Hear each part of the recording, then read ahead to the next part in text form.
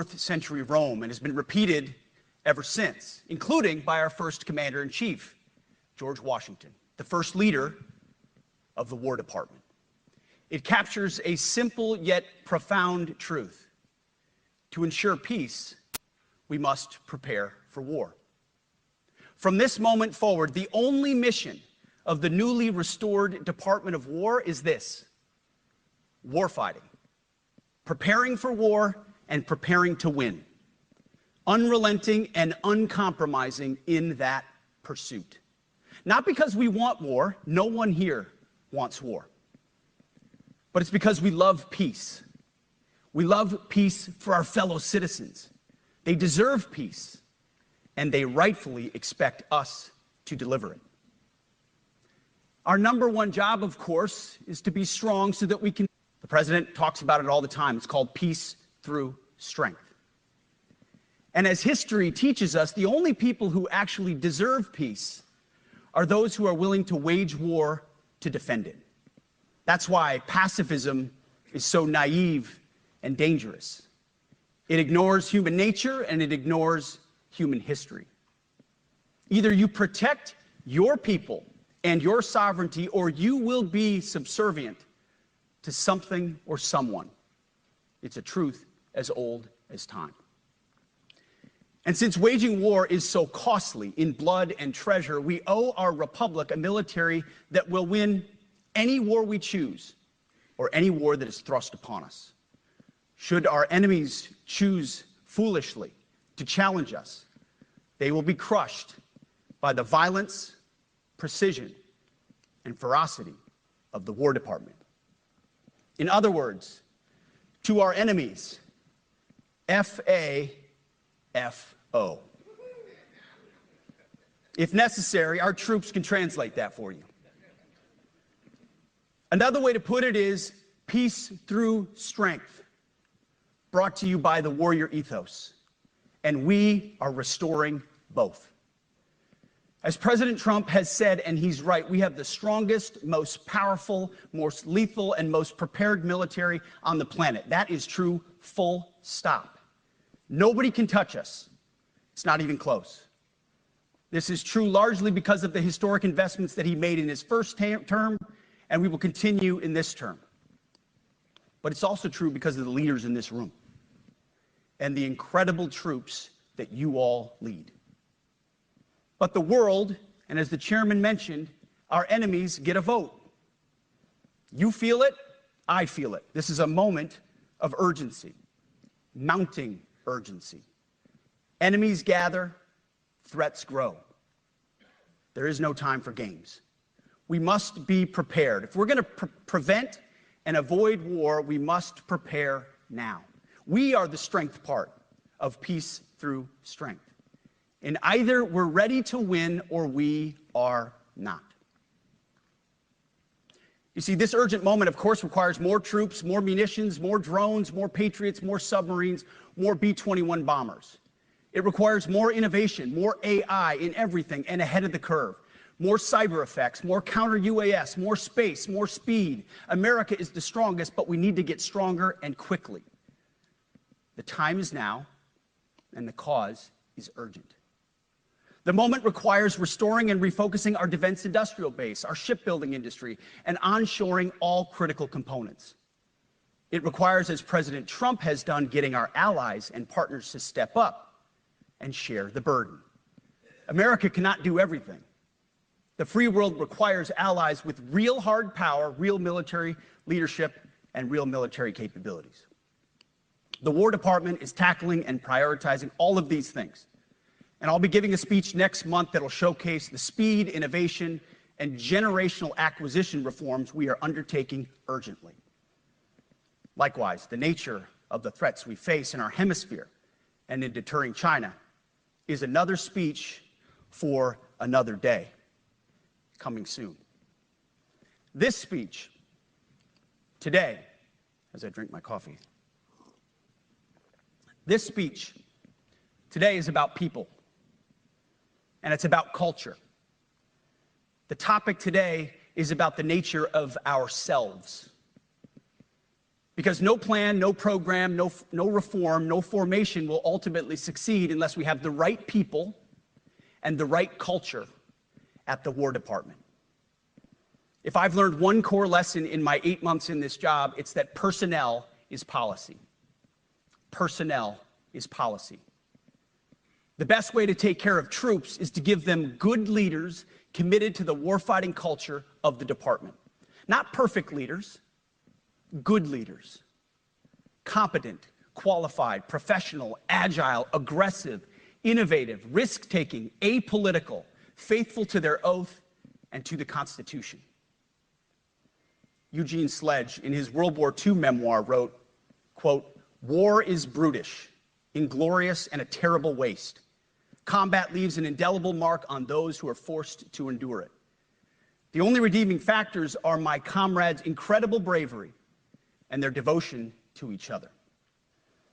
In combat, there are thousands of variables, as I learned in Iraq and Afghanistan, and as so many of you did in so many more places.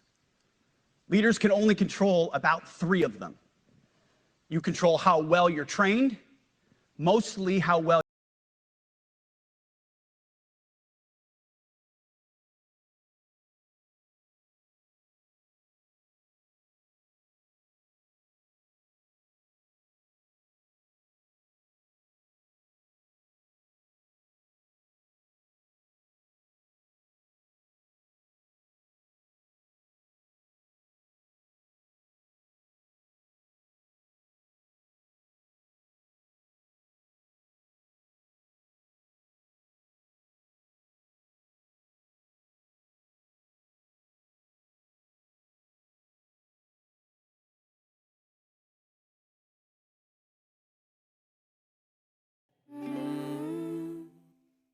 In many ways, this speech is about fixing decades of decay.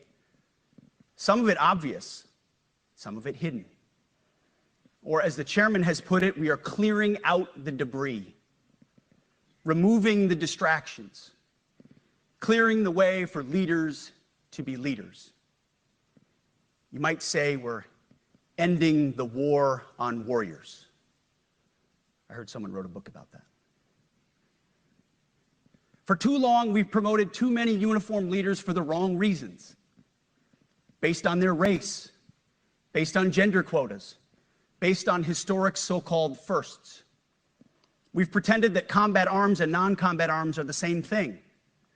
We've weeded out so-called toxic leaders under the guise of double-blind psychology assessments, promoting risk-averse, go-along-to-get-along conformists instead.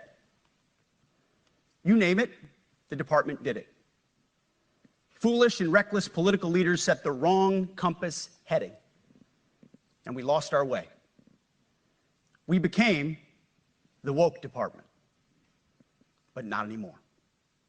Right now, I'm looking out at a sea of Americans who made a choice when they were young men and young women to do something most Americans will not, to serve something greater than yourselves, to fight for God and country, for freedom and the Constitution. You made a choice to serve when others did not, and I commend you. You are truly the best of America. But this does not mean, and this goes for all of us, that our path to this auditorium on this day was a straight line, or that the conditions of the formations we lead are where we want them to be. You love your country, and we love this uniform, which is why we must do better. We just have to be honest. We have to say with our mouths what we see with our eyes, to just tell it like it is in plain English, to point out the obvious things right in front of us. That's what leaders must do. We cannot go another day without directly addressing the plank in our own eye, without addressing the problems in our own commands and in our own formations. This administration has done a great deal from day one to remove the social justice, politically correct, and toxic ideological garbage that had infected our department, to rip out the politics. No more identity months, DEI offices, dudes in dresses. No more climate change worship. No more division, distraction, or gender delusions. No more debris. As I've said before, and will say again, we are done with that shit. I've made it my mission to uproot the obvious distractions that made us less capable and less lethal. That said, the War Department requires the next step. Underneath the woke garbage is a deeper problem, and a more important problem that we are fixing and fixing fast. Common sense is back at the White House, so making the necessary changes is actually pretty straightforward. President Trump expects it. And the litmus test for these changes, it's pretty simple. Would I want my eldest son, who is 15 years old, eventually joining the types of formations that we are currently wielding? If in any way the answer to that is no, or even yes, but, then we're doing something wrong. Because my son is no more important than any other American citizen who dons the cloth of our nation. He is no more important than your son. All precious souls made in the image and likeness of God.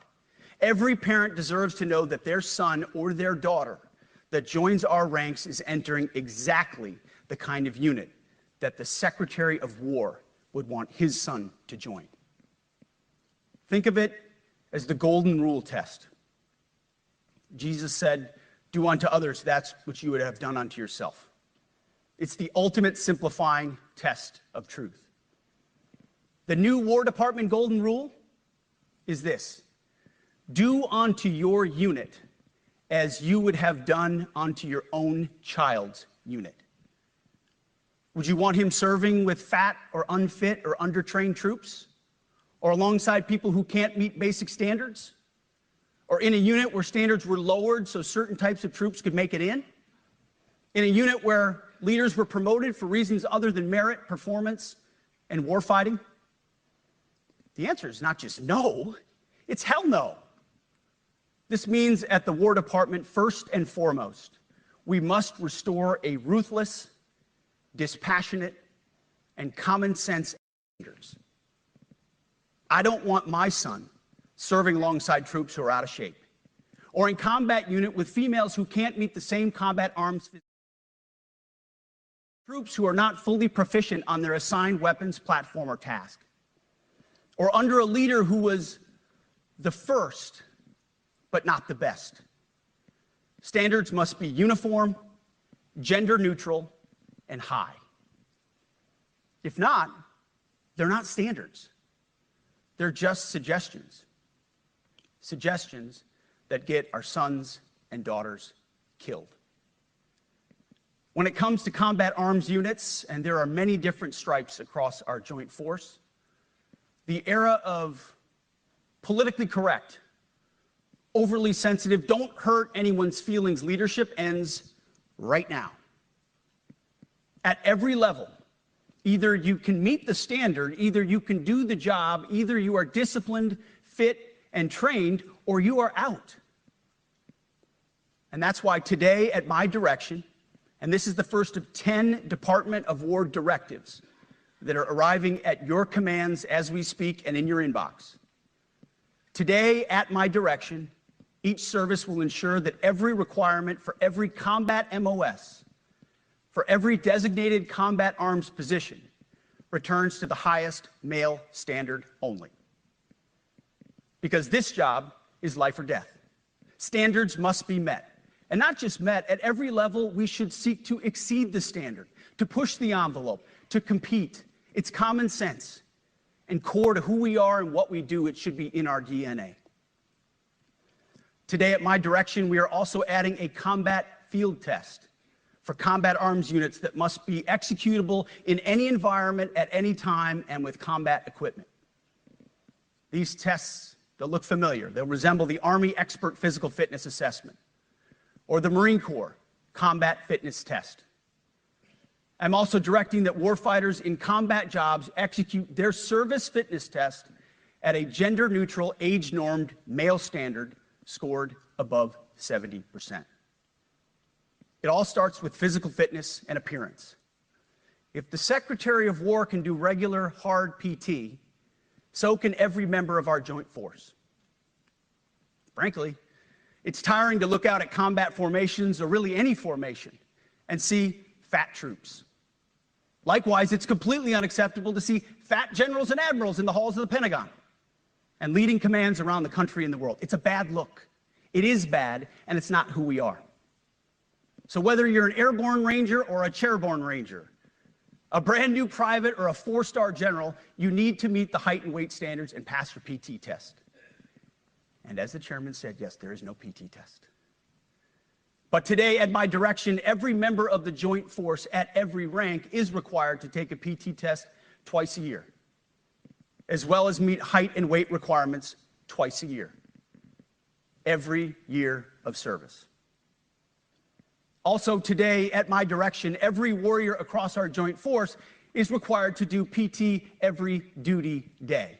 Should be common sense. I mean, most units do that already, but we're codifying it. And we're not talking like hot yoga and stretching. Real hard PT, either as a unit or as an individual. At every level, from the Joint Chiefs to everyone in this room to the youngest private, leaders set the standard. And so many of you do this already. Active, Guard, and Reserve. This also means grooming standards. No more beards, long hair, superficial individual expression. We're going to cut our hair, shave our beards, and adhere to standards. Because it's like the broken windows theory of policing. It's like when you let the small stuff go, the big stuff eventually goes. So you have to address the small stuff. This is on duty, in the field, and in the rear. If you want a beard, you can join Special Forces. If not, then shave. We don't have a military full of Nordic pagans, but unfortunately, we have had leaders who either refuse to call BS and enforce standards, or leaders who felt like they were not allowed to enforce standards. Both are unacceptable. And that's why today, at my direction, the era of unprofessional appearance is over. No more beardos. The era of rampant and ridiculous shaving profiles is done.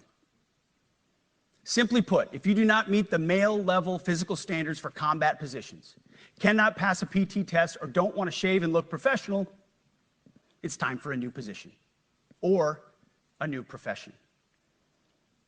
I sincerely appreciate the proactive efforts the secretaries have already taken in some of those areas, service secretaries.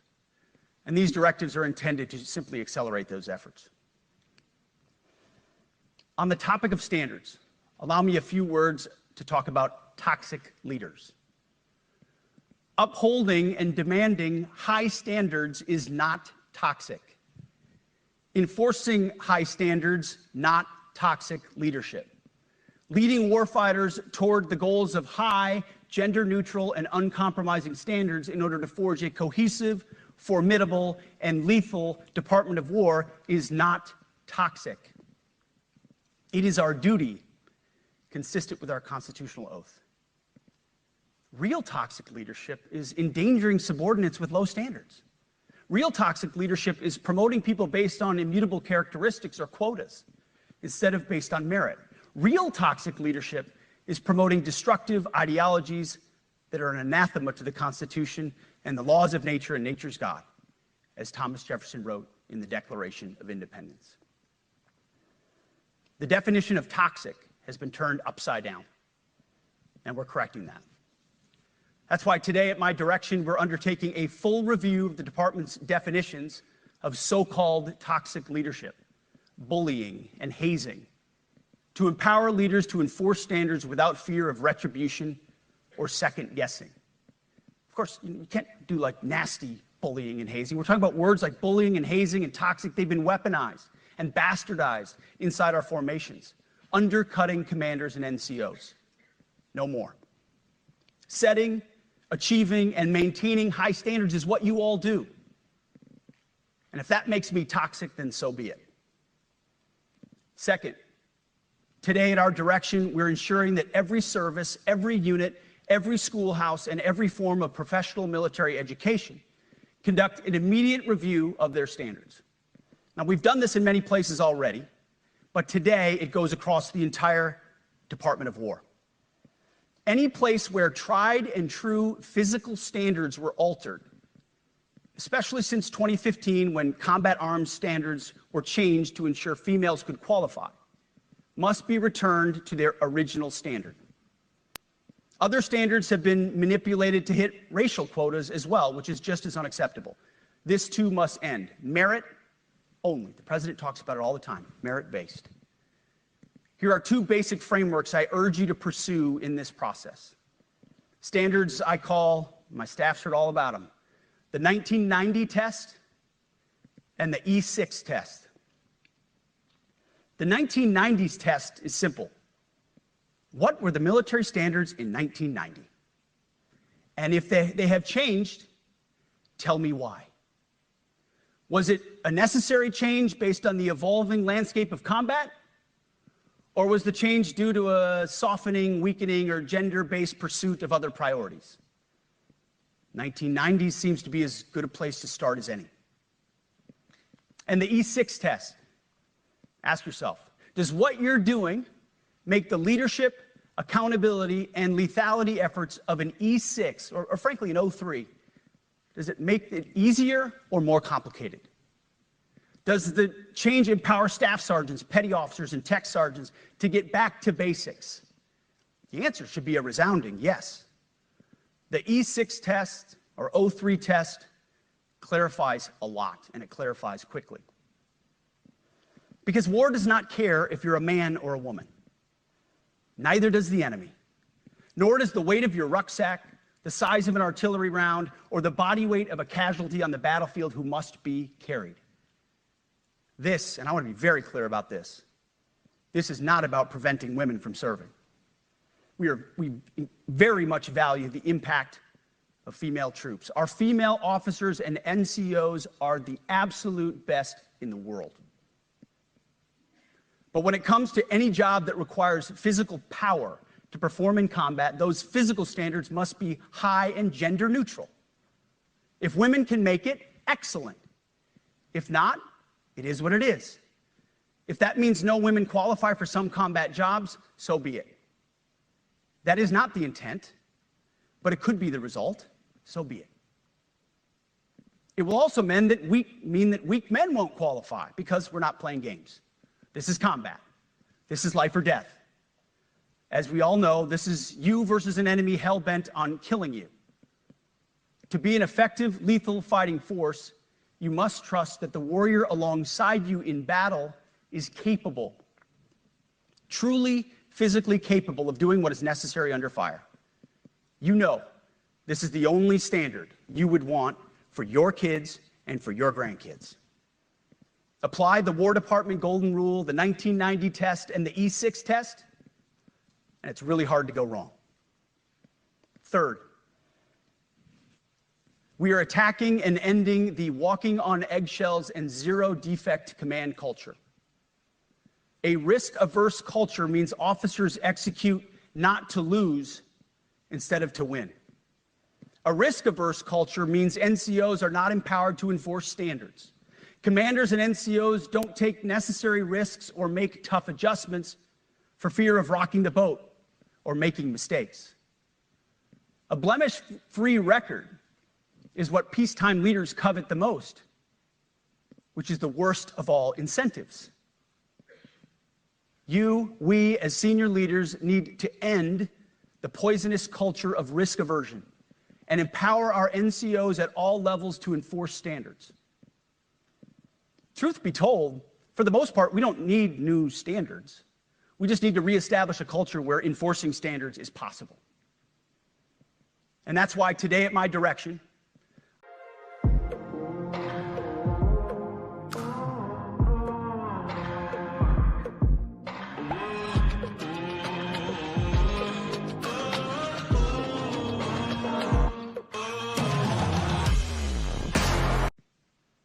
we are overhauling an Inspector General process, the IG, that has been weaponized, putting complainers, ideologues, and poor performers in the driver's seat. We're doing the same with the equal opportunity and military equal opportunity policies, the EO and MEO at our department. No more frivolous complaints, No more anonymous complaints, no more repeat complainants, no more smearing reputations, no more endless waiting, no more legal limbo, no more sidetracking careers, no more walking on eggshells. Of course, being a racist has been illegal in our formation since 1948. The same goes for sexual harassment. Both are wrong and illegal. Those kinds of infractions will be ruthlessly enforced. But telling someone to shave or get a haircut or to get in shape or to fix their uniform or to show up on time or to work hard, that's exactly the kind of discrimination we want. We are not civilians. You are not civilians. You are set apart for a distinct purpose. So we, as a department, need to stop acting and thinking like civilians and get back to basics and put the power back in the hands of commanders and NCOs. Commanders and NCOs who make life and death decisions. Commanders and NCOs who enforce standards and ensure readiness. Commanders and NCOs who, in this War Department, have to look in the mirror and they have to pass the golden rule test. My kids, your kids, America's sons and daughters. So I urge you all here today and those watching, take this guidance and run with it. The core of this speech is the 10 directives we're announcing today. They were written for you, for Army leadership, for Navy leadership, for Marine Corps leadership, for Air Force leadership, Space Force leadership. These directives are designed to take the monkey off your back and put you, the leadership, back in the driver's seat. Move out with urgency because we have your back. I have your back. And the Commander-in-Chief has your back. And when we give you this guidance, we know mistakes will be made. It's the nature of leadership. But you should not pay for earnest mistakes for your entire career. And that's why today, at my direction, we're making changes to the retention of adverse information on personnel records that will allow leaders with forgivable, earnest, or minor infractions to not be encumbered by those infractions in perpetuity. People make honest mistakes, and our mistakes should not define an entire career. Otherwise, we only try not to make mistakes, and that's not the business we're in. We need risk takers and aggressive leaders and a culture that supports you. Fourth, at the War Department, promotions across the Joint Force will be based on one thing: merit. Colorblind, gender-neutral, merit-based. The entire promotion process, including evaluations of warfighting capabilities, is being thoroughly re-examined. We've already done a lot in this area, but more changes are coming soon. We'll promote top-performing officers and NCOs faster and get rid of poor performers more quickly. Evaluations, education, and field exercises will become real evaluations, not box checks, for every one of us at every level. These same reforms happened before World War II as well. General George Marshall and Secretary of War Henry Stimson did the same thing. And we won a world war because of it. As it happens, when he started the job, Chairman Kane gave me a frame and a photo to hang in my office. A matching frame and photo hangs in his. It's a photo of Marshall and Stimson preparing for World War II. Those two leaders famously kept the door open between their offices for the entirety of the war. They worked together, civilian and uniform, every single day. Chairman Kane and I do the same. There is no daylight between us. Our doors are always open. Our job together is to ensure our military is led by the very best, ready to answer the nation's call. Fifth, as you have seen, and the media has obsessed over, I have fired a number of senior officers since taking over. The previous chairman, other members of the Joint Chiefs, combatant commanders, and other commanders. The rationale for me has been straightforward. It's nearly impossible to change a culture with the same people who helped create or even benefited from that culture, even if that culture was created by a previous president and previous secretary. My approach has been simple. When in doubt, assess the situation, follow your gut, And if it's the best for the military, make a change. We all serve at the pleasure of the president every single day. But in many ways, it's not their fault. It's not your fault. As foolish and reckless as the woke department was, those officers were following elected political leadership. An entire generation of generals and admirals were told that they must parrot the insane fallacy that, quote, our diversity is our strength. Of course, we know our unity is our strength. They had to put out dizzying DEI and LGBTQI+ statements. They were told females and males are the same thing, or that males who think they're females are totally normal. They were told that we need a green fleet and electric tanks. They were told to kick out Americans who refuse an emergency vaccine. They followed civilian policies set by foolish and reckless political leaders.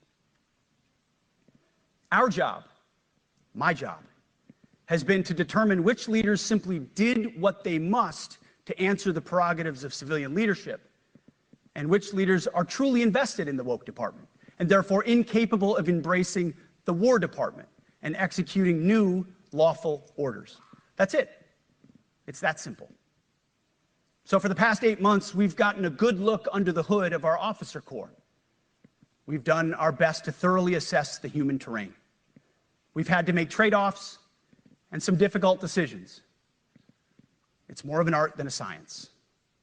We have been and will continue to be judicious, but also expeditious.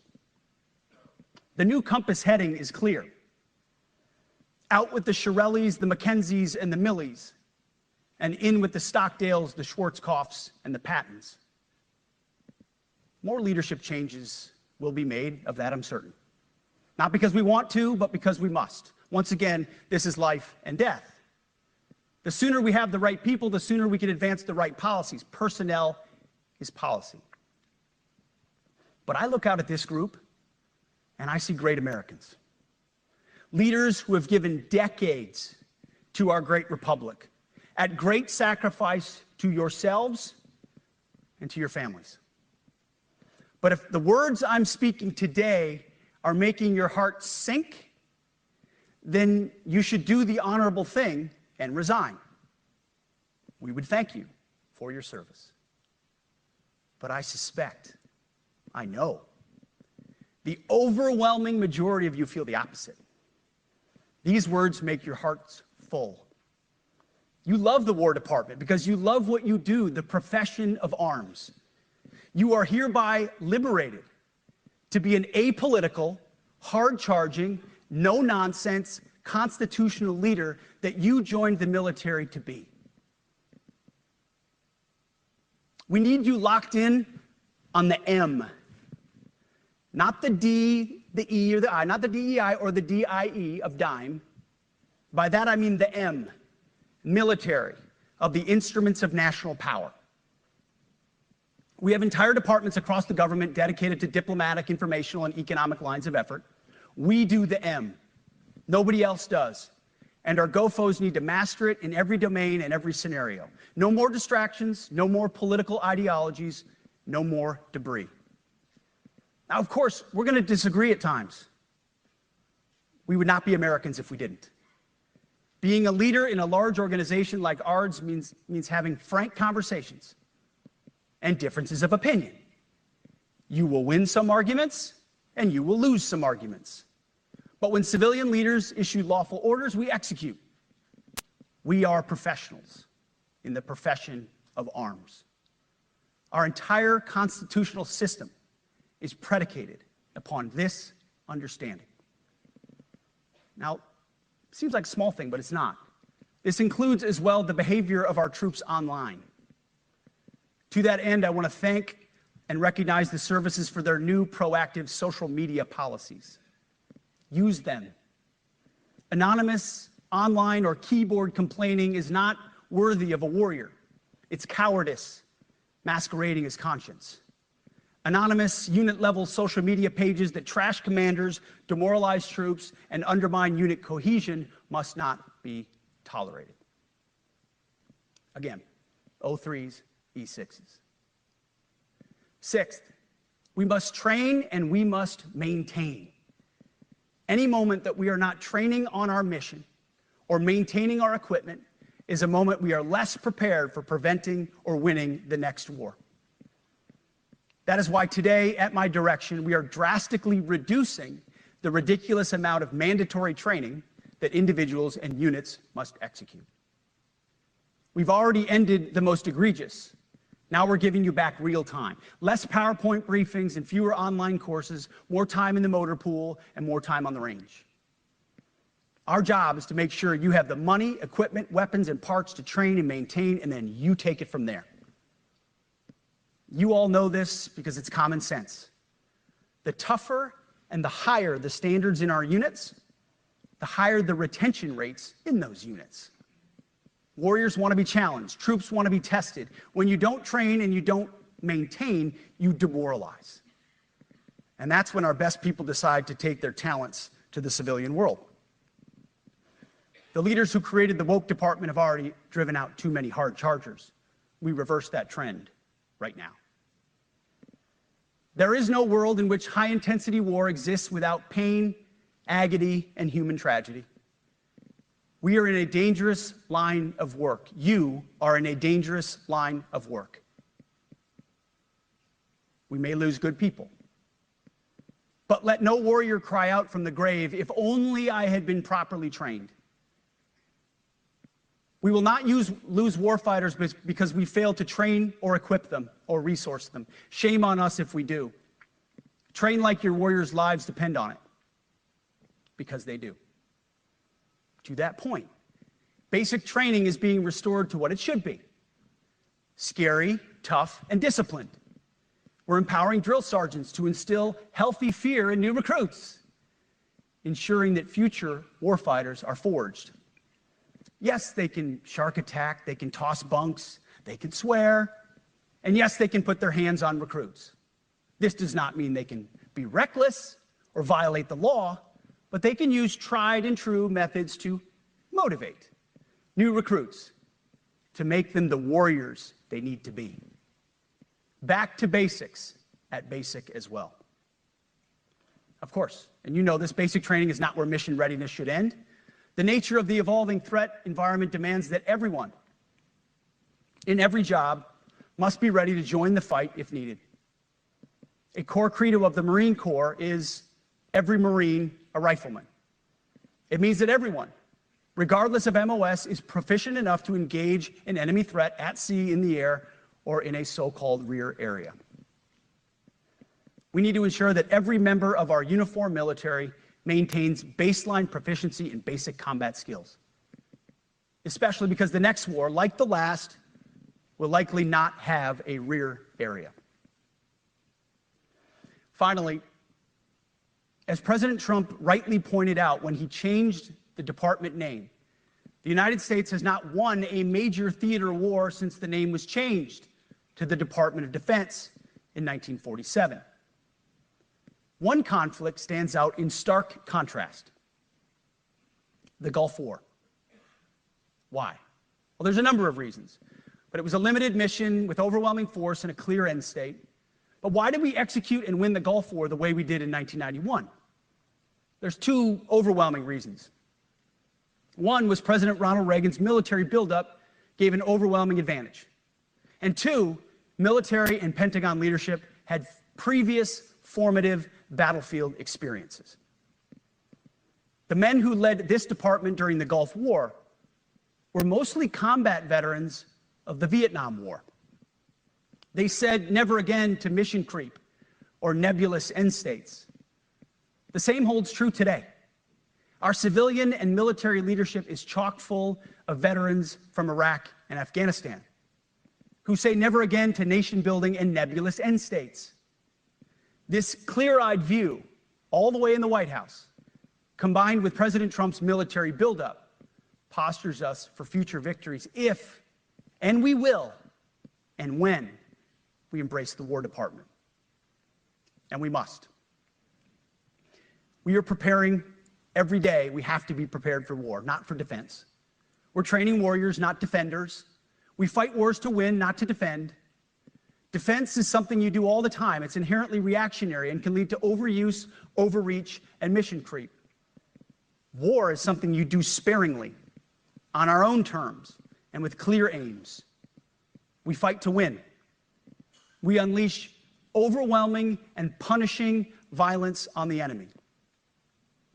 We also don't fight with stupid rules of engagement. We untie the hands of our warfighters to intimidate, demoralize, hunt, and kill the enemies of our country. No more politically correct and overbearing rules of engagement. Just common sense, maximum lethality, and authority for warfighters. That's all I ever wanted as a platoon leader. And it's all my E6 squad leaders ever wanted, back to that E6 rule. We let our leaders fight their formations, and then we have their back. It's very simple, yet incredibly powerful. A few months ago, I was at the White House when President Trump announced his Liberation Day for America's trade policy. It was a landmark day. Well, today is another Liberation Day. The liberation of America's warriors, in name, in deed, and in authorities. You kill people and break things for a living. You are not politically correct and don't necessarily belong always in polite society. We are not an army of one. We are a joint force of millions of selfless Americans. We are warriors. We are purpose-built, not for fair weather, blue skies, or calm seas. We were built to load up in the back of helicopters, 5 tons, or Zodiacs, in the dead of night, in fair weather or foul, to go to dangerous places, to find those who would do our nation harm, and deliver justice on behalf of the American people in close and brutal combat if necessary. You are different. We fight not because we hate what's in front of us. The media will mischaracterize us, and that's okay, because deep down they know the reason they can do what they do is you. In this profession, you feel comfortable inside the violence so that our citizens can live peacefully. Lethality is our calling card, and victory our only acceptable end state. In closing, a few weeks ago, at our monthly Pentagon Christian prayer service, I recited a commander's prayer. It's a simple yet meaningful prayer for wisdom for commanders and leaders. I encourage you to look it up if you've never seen it. But the prayer, it ends like this. And most of all, Lord, please keep my soldiers safe. Lead them, guide them, protect them, watch over them. And as you gave all of yourself for me, help me give all of myself for them. And amen. I have prayed this prayer many times since I've had the privilege of being your secretary. And I will continue to pray this prayer for each of you as you command and lead our nation's finest. Go forth and do good things, hard things. President Trump has your back, and so do I. And you'll hear from him shortly. Move out and draw fire, because we are the War Department. Godspeed. Room, attention.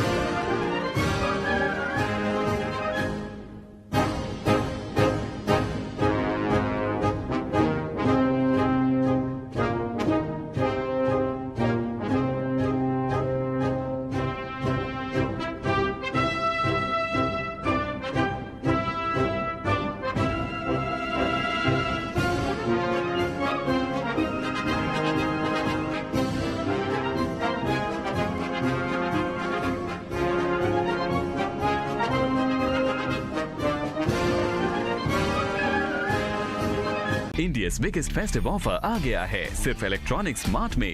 खरीदारी कीजिए और जीतिए 1 करोड़ रुपए का cash prize. LED TV, AC और dish washer पर अब सिर्फ 18% GST, साथ ही नो कॉस्ट ईएमआई और धमाकेदार कैशबैक ऑफर भी। तो जल्दी कीजिए, त्योहार की खरीदारी का असली मजा उठाइए। आज ही आइए इलेक्ट्रॉनिक्स स्मार्ट पर।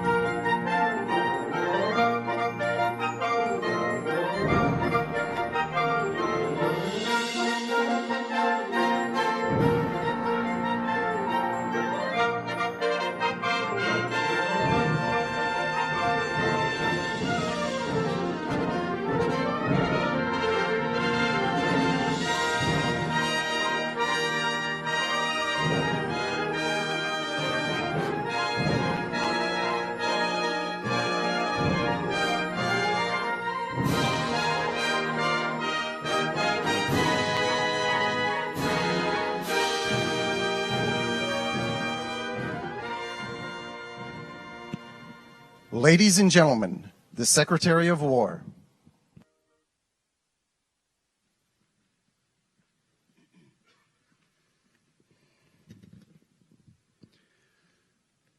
Well, you've heard from me, so now it's the main event, our Commander-in-Chief. I have the privilege every single day of watching him put America first, of ensuring that our warfighters have everything they need. His compass is clear. He's easy to follow because you know he has our back. I was thinking backstage, the man who was the Commander-in-Chief when the War Department was created was George Washington. The man who was president when the War Department was reestablished is President Trump. And when he found out about this gathering of senior leaders, he said, I would be honored to come in order to address and thank the incredible Americans who defend our nation. He has a heart full of gratitude and love for what you do, and we get a chance to see it every day. And I'm honored that this morning you all firsthand get to see it as well. So ladies and gentlemen, join me in welcoming the 45th and 47th President of the United States, our Commander-in-Chief, Donald J. Trump.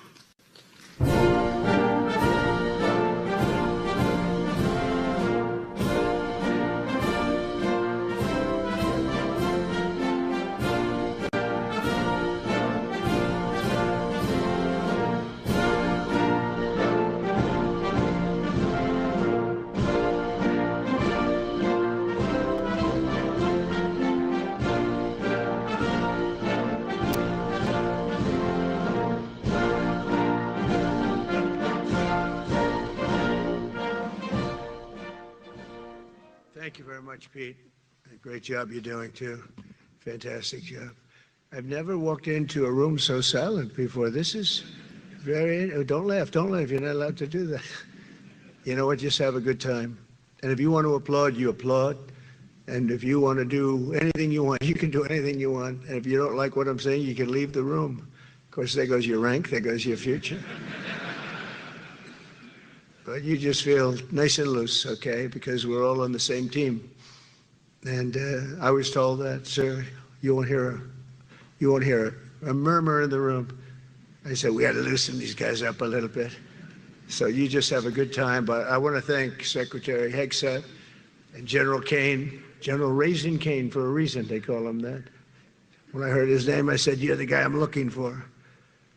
The Joint Chiefs of Staff and so many others in this room who together represent the greatest and most elite fighting force in the history of the world, the United States military. We're very proud of our military. I rebuilt the military during my first term. It's one of the greatest achievements. We had the greatest economy in history, and I built the military. Those are the two things I say more than anything else. And I also kept us safe at the borders. We had very good borders. We didn't have people coming in from jails and prisons and everything like took place over the last 4 years. I'll never forget what happened to this country over the last 4 years with the incompetence. There could be no higher honor than to serve as your Commander-in-Chief. It is a great honor. I look at you, just incredible people.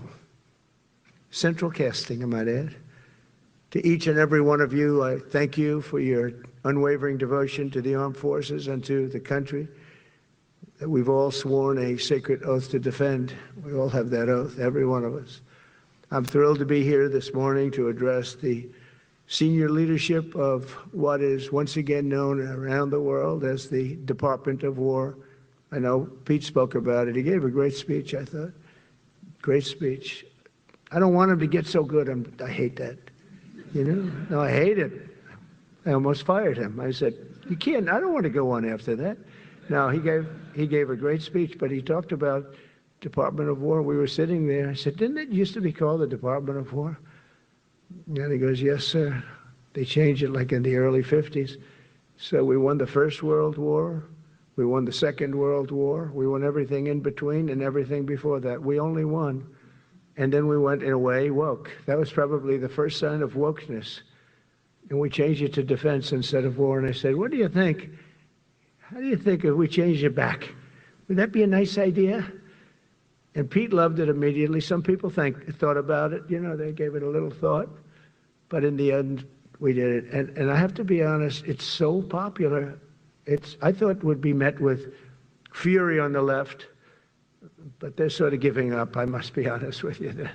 They've had it. They've had it with Trump. They've been after me for so many years now. Here we are. Here we are. Come to the White House anytime you'd like. No, they've given up. They're bad, a lot of bad people. But all over, it's been so popular. It's been very popular. I really thought that we were going to have to sort of fight it through. There's been no fight. There's been no fight. Like what I called the Gulf of America, because to me it was always the Gulf of America. I could never understand. We have 92% of the frontage. And for years, actually 350 years, they were there before us. It was called the Gulf of Mexico. I just had this idea. I'm looking at a map. I'm saying, we have most of the frontage. Why is it Gulf of Mexico? Why isn't it the Gulf of America? And I made the change, and it went smoothly. I mean, we had a couple of fake news outlets that refused to make the change. And then one of them, AP, took us to court, and we won. And the judge, who was a somewhat liberal judge, said, the name is the Gulf of America, because AP refused to call it the Gulf of America. They wrote, they're not a good outfit, by the way. They call it the Gulf of Mexico. I said, no, the Gulf of America is the name. And the judge actually said that, in fact, you can't even go into the room because what you're doing is not appropriate. The name is the Gulf of America. Google Maps changed the name. Everybody did, but AP wouldn't. And then we won in court. How about that? Isn't that so cool? The Secretary Hegseth beautifully described the name change reflects far more than the shift in branding. It's really a historic reassertion of our purpose and our identity and our pride. That's when we go with the word war. And you know, we want war because we want to have no wars, but you have to be there, and you know, sometimes you have to do it. I have settled so many wars since we're here almost 9 months, and I've settled 7, and yesterday we might have settled the biggest of them all, although I don't know. Pakistan, India was very big. Both nuclear powers, I settled that. But yesterday could be the settlement in the Middle East. That hasn't happened for 3,000 years. I said, how long have you been fighting? 3,000 years, sir. That's a long time. But we got it, I think, settled. We'll see. Hamas has to agree. And if they don't, it's going to be very tough on them. But it is what it is. But all of the Arab nations, Muslim nations have agreed. Israel has agreed. It's an amazing thing. It just came together. War is very strange, you know. You never know what's going to happen with war. The easiest one of them all is Putin. I said, number one, it's a war that would have never happened if I were president, if the election weren't rigged. If I were president, that war would have never happened, not even a little chance. And it didn't happen for 4 years. But I knew Putin very well, and I thought that would be easy because I know him so well.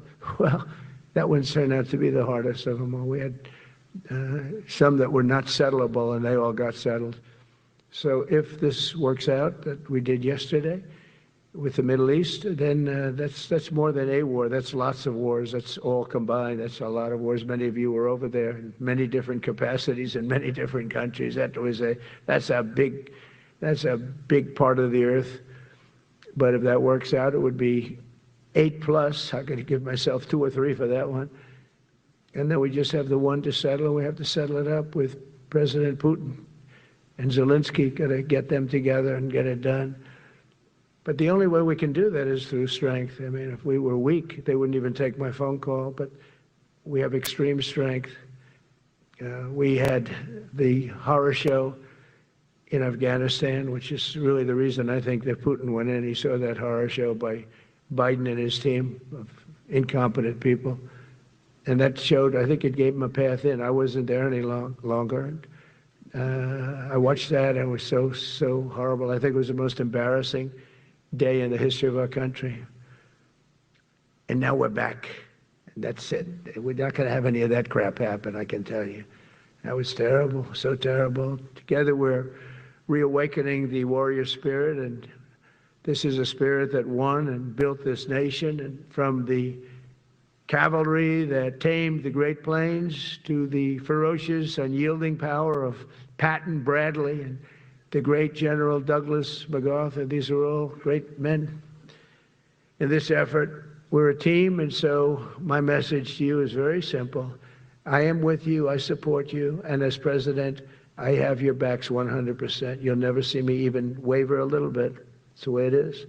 And that includes our great police officers and firemen and all of these people that are doing so well. Together over the next few years, we're going to make our military stronger, tougher, faster, fiercer, and more powerful than it has ever been before. I rebuilt our nuclear, as you probably know, but we'll upgrade that also and just hope we never have to use it. We have to hope we never have to use it because the power of that is so incredible. I see things, I don't think they'd show it to you. I really wouldn't want them to show it to you. But when you see the result of what's left, you never want to use that. Never, never, ever. We were a little bit threatened by Russia recently, and I sent a submarine, nuclear submarine, the most lethal weapon ever made. Number one, you can't detect it. There's no way. We're 25 years ahead of Russia and China in submarines. Russia's actually second in submarines. China's third, but they're coming up. They're coming up. They're way lower in nuclear. They're coming up. They're way lower in nuclear too, but in 5 years they'll be equal. They're coming up. And you don't have to be that good with this. And that works for, I mentioned the word nuclear. I moved a submarine or two, I won't say about the two, over to the coast of Russia, just to be careful, because we can't let people throw around that word. I call it the N-word. There are two N-words, and you can't use either of them. You can't use either of them. And frankly, if it does get to use, we have more than anybody else. We have better, we have newer, but it's something we don't ever want to even have to think about. But when somebody mentions it, that submarine started immediately thereafter. And it's just lurking, but I'm sure we're not going to have to use it. But it's an amazing, it's undetectable, totally. Ours is, theirs isn't. Theirs are totally detectable. We can detect them easily. We go right to the spot. But we have genius apparatus that doesn't allow detection. It doesn't allow detection at all by anybody above water or below water. It's incredible. We're way ahead of everybody in that and other things. As a result of the exciting renewal of the spirit of our armed forces, and that's what it is. It's really reaching that spirit, unprecedented heights. Over the past 8 months, new enlistments, I'm so proud of this, have surged to record highs, the highest we've ever had. And we used to have recruiting shortages. If you remember, about a year and a half ago, I was at the beginning stage of a campaign, and things came out that you couldn't get people to join the armed forces. And by the way, the police also, fire department. I always put the fire department in because they're great. They're great. And I got 95% of their vote, too. That helps. When you get 95% of their vote, you always have to mention them. But they're great. And they're brave in our inner cities, which we're going to be talking about, because it's a big part of war now. It's a big part of war. But the firemen go up in ladders, and you have people shooting at them while they're up in ladders. I don't even know if anybody heard that. And I said, don't talk about it much, but I think you have to. Our firemen are incredible. They're up in one of these ladders that goes way up to the sky, rescuing people, and you have animals shooting at them, shooting bullets at firemen that are way up in death territory. You fall off that ladder, it's over. It's over. They don't even have to inspect you when you hit the ground. And you have people shooting bullets at them in some of these inner cities. We're not going to let that happen. So I always mention the firemen because that's actually a big problem we have. They are unbelievable. Like you, they're unbelievable people. For the first time on record in 2025, the Navy, Air Force, and Space Force all met or surpassed their recruiting goals 3 months early. That never happened before. And the Army did even better. Congratulations, Army. they met everything. And these were the highest standards because we're making it larger. So these were much higher standards than you had 4 years ago, 3 years ago, during the Sleepy Joe Biden era. And the Army did it 4 months early. And you remember, a year and a half ago, they said the big stories that we're way behind with the Army, Air Force, the Navy, the Marines, we're way behind, Coast Guard, and even Space Force. I love Space Force because that was my creation. You know, when you create something, I love it. And the people we put in there were good. I got that right. We put in great people initially, and we've really dominated. We really dominate in that sphere now. We're way behind China and Russia, and now we dominate. Space Force turned out to be a very important thing. I said from the beginning, you know, when Biden came into office, he wanted to terminate it. He said, and this thing called Space Force, so we could get rid of that. And he got hammered by the people in this room for even suggesting it, because it's very important, one of the most important. And as time goes by, it'll get more and more important. But we're now at 106% of our recruiting targets for the year, and that's the best in far more than a generation. And for the Marines, morale is so strong that the Marine Corps will meet its 2026 retention targets before the end of October, which never happens. And that's the earliest it's ever happened in the history. It's ever happened in the history of our country. And it makes you feel good, you know. I felt guilty. I'd go make a speech in front of never people like you.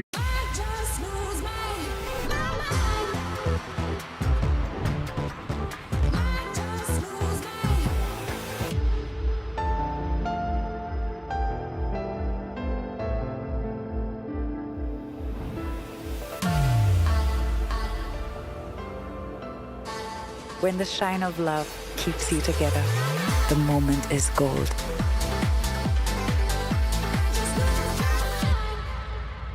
I have to sign for a general because we have beautiful paper, the gorgeous paper.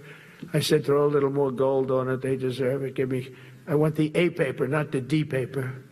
We used to sign a piece of garbage. I said, this man's going to be a general, right? Yeah. I don't want to use this. I want to use the big, beautiful, firm paper. I want to use the real gold writing when you talk about the position, and they're beautiful. And, but how would you like to have that where some kid sitting in the back office is having it signed with an auto pen? I thought about it, and I thought about you people first, admirals, generals. I said, somebody works his whole life. He gets into maybe the academies or wherever, but however you got there, and you go through years of work, and now you become an admiral or a general or whatever. And when you do, the President of the United States signs your commission, as you know, and that commission is beautifully displayed. And I sign it. Actually, I love my signature. I really do. Everyone loves my signature. But I signed it very proudly, and I always think to myself, how can you have an auto pen sign this? It's just so disrespectful. To me, it's just totally disrespectful. And it turned out that almost everything he did was signed by auto pen, except for when he gave his son, Hunter, pardon. He signed that one.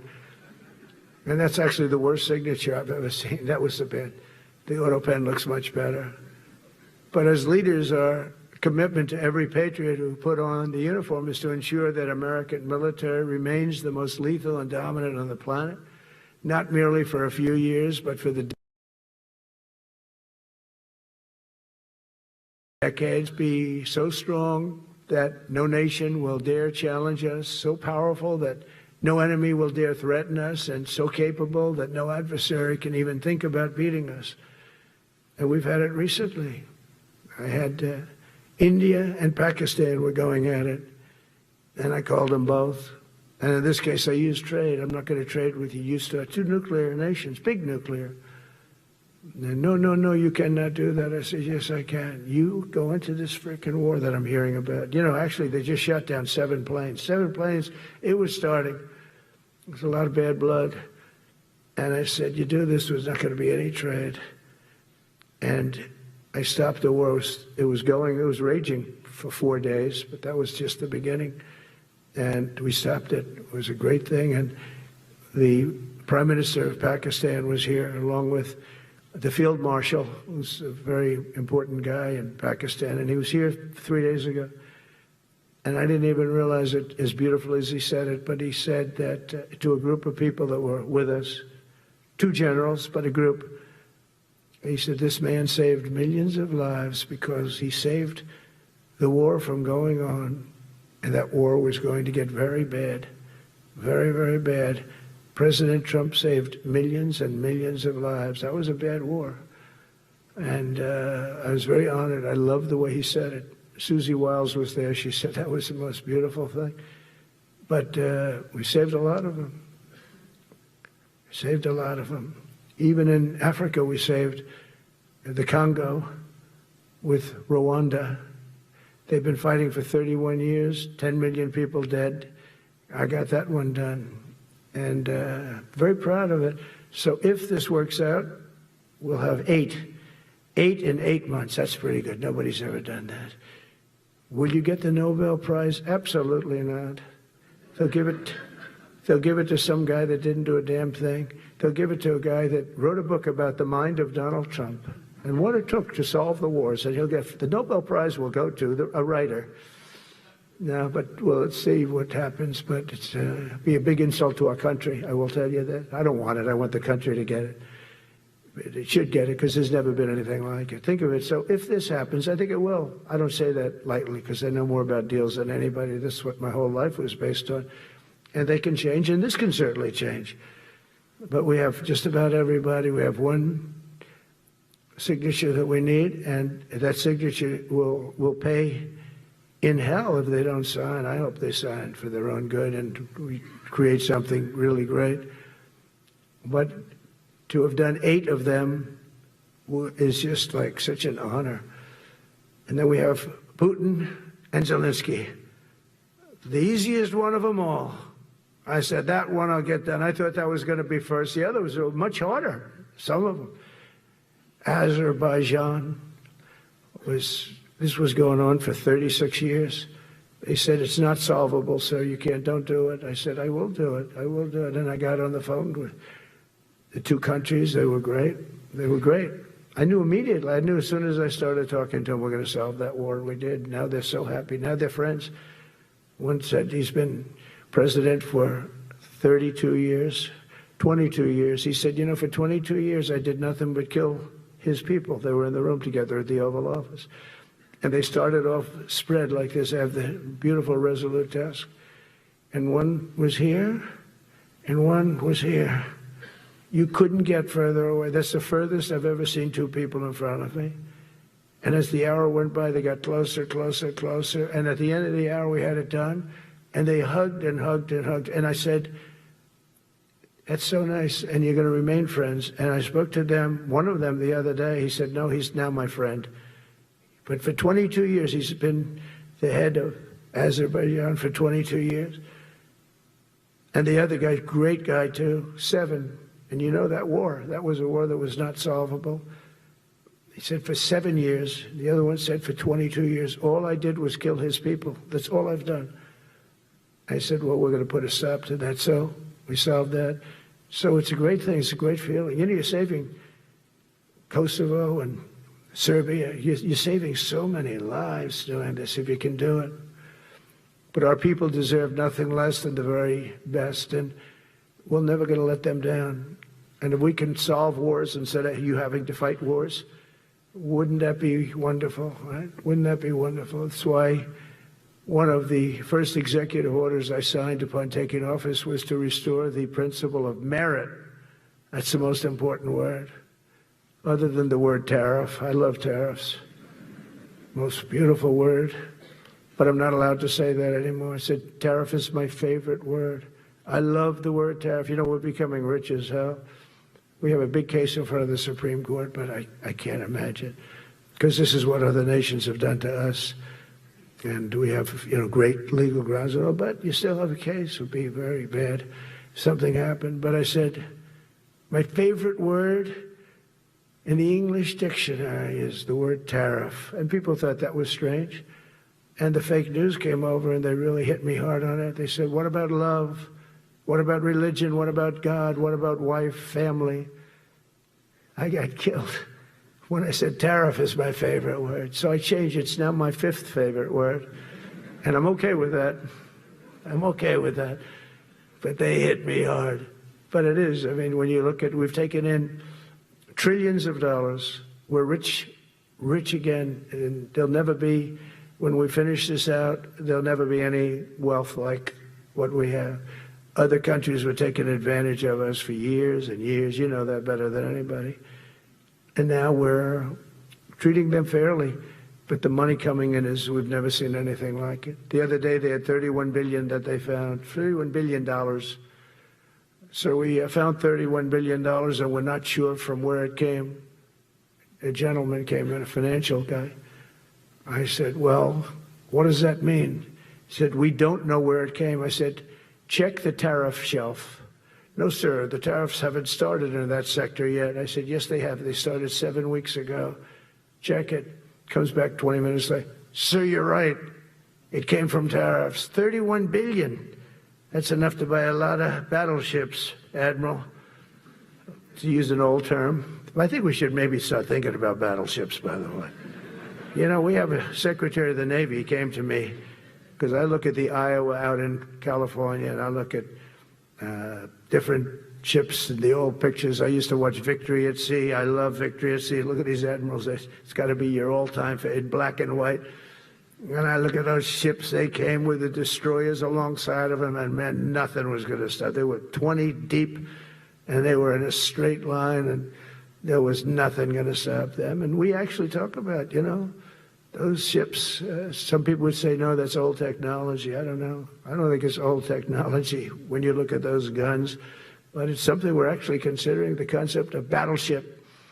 Nice 6-inch sides, solid steel, not aluminum. Aluminum that melts if it looks at a missile coming at it.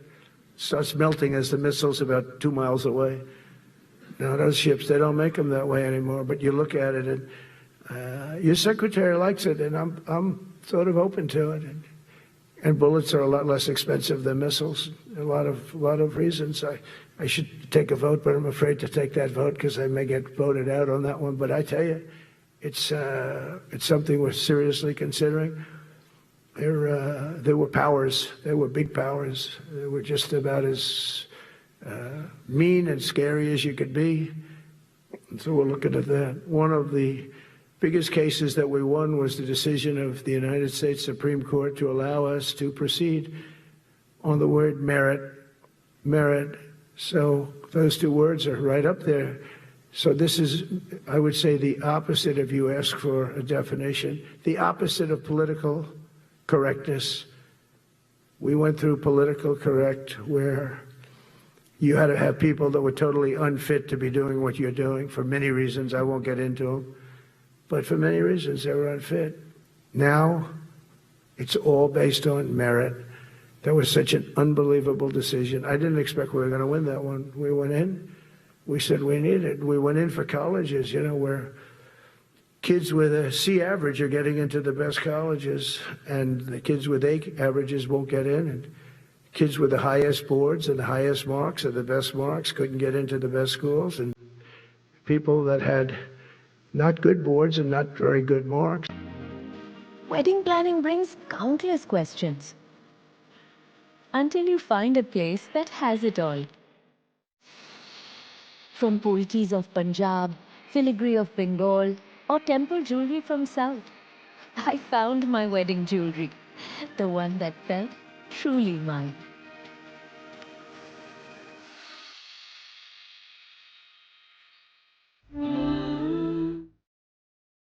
We take the people that are going to do the best job. That's all. It's very simple.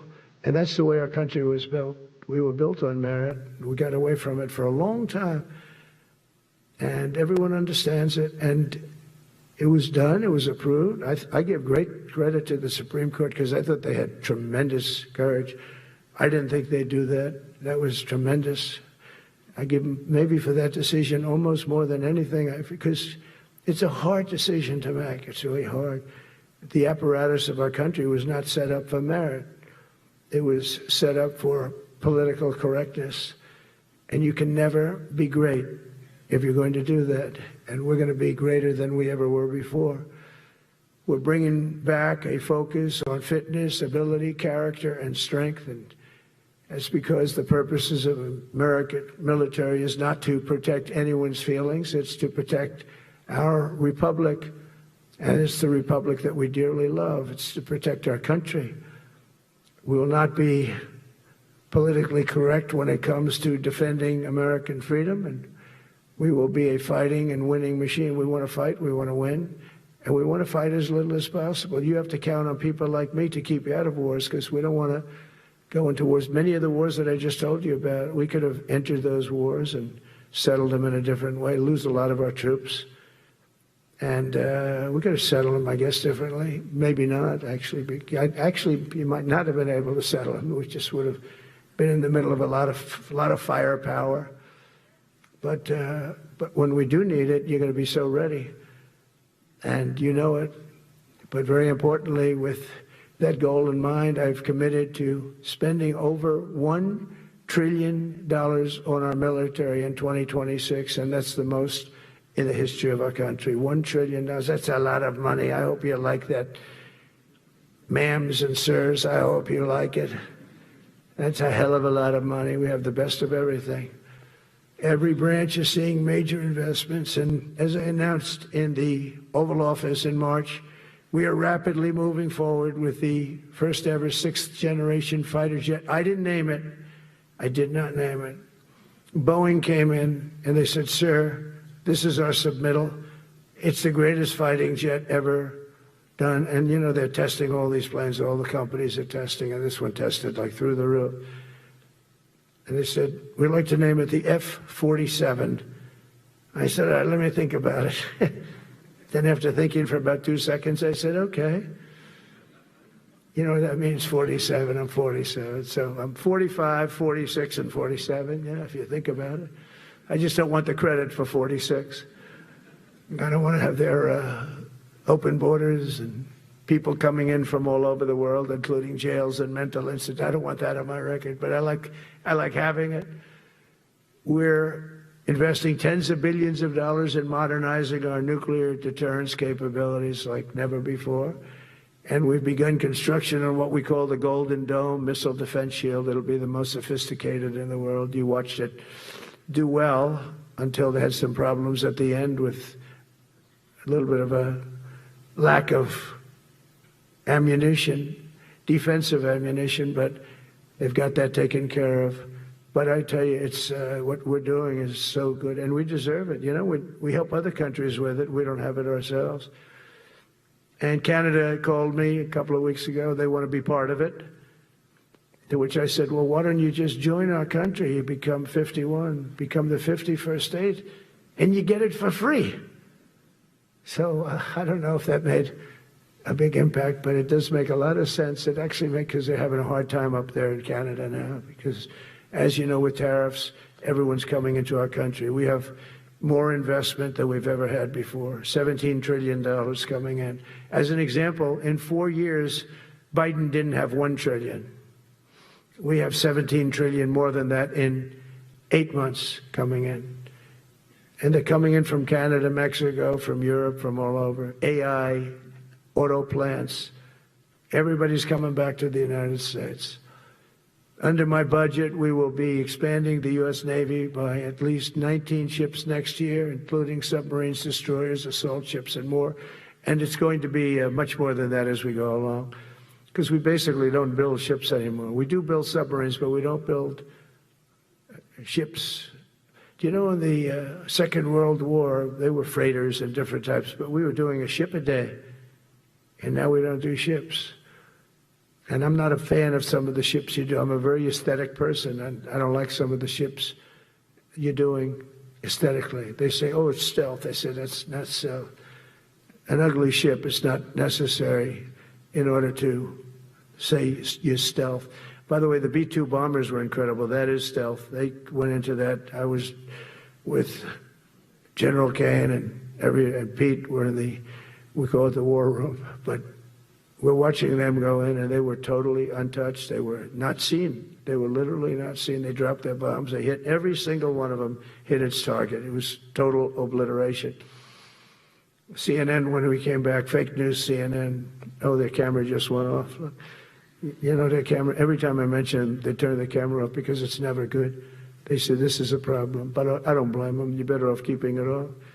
But they have some scammer reporter who started saying, without any knowledge, that he may not have hit the targets as well as they thought.